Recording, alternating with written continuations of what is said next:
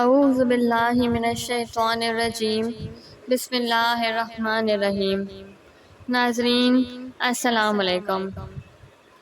Video شروع کرنے سے پہلے میری آپ تمام لوگوں سے گزارش ہے کہ ایک مرتبہ محبت اور عقیدت کے ساتھ سرکار دو جہاں صلی اللہ تعالیٰ علیہ وآلہ وسلم کی ذات بابرکت پہ درود پاک کا تحفہ پیش کر دیجیے۔ اللہم صلی علی محمد وعلی آل محمد کما صلیت علی ابراہیم وعلی آل ابراہیم انک حمید مجید۔ اللہم بارک علی محمد وعلی آل محمد کما بارکت علی ابراہیم وعلی آل ابراہیم انک حمید مجید۔ حضور صلی اللہ علیہ وآلہ وسلم کا لباس اور امامہ۔ حضور صلی اللہ علیہ وآلہ وسلم زیادہ تر سوتی لباس پہنتے تھے۔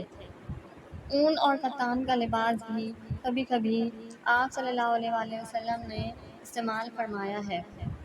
لباس کے بارے میں کسی خاص پوشاک یا امتیازی لباس کی پابندی نہیں فرماتے تھے۔ جبہ، قبا، پیرہن، چادر، امامہ، ٹوپی، موزہ، ان سب کو آپ صلی اللہ علیہ وآلہ وسلم نے زیب تن فرمایا ہے۔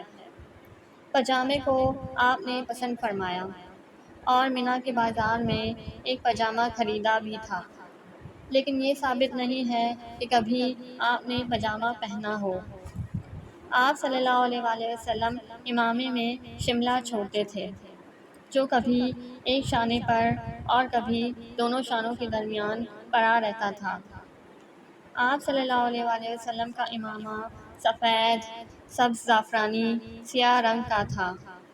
فتح مکہ کے دن آپ صلی اللہ علیہ وآلہ وسلم کالے رنگ کا امامہ باندھے ہوئے تھے۔ امامے کے نیچے ٹوپی ضرور ہوتی تھی۔ فرمایا کرتے تھے کہ ہمارے اور مشرکین کے اماموں میں یہی فرق و امتیاز ہے کہ ہم ٹوپیوں پر امامہ باندھتے ہیں۔ سبحان اللہ۔ وآخر دعوانا ان الحمد للہ رب العالمین۔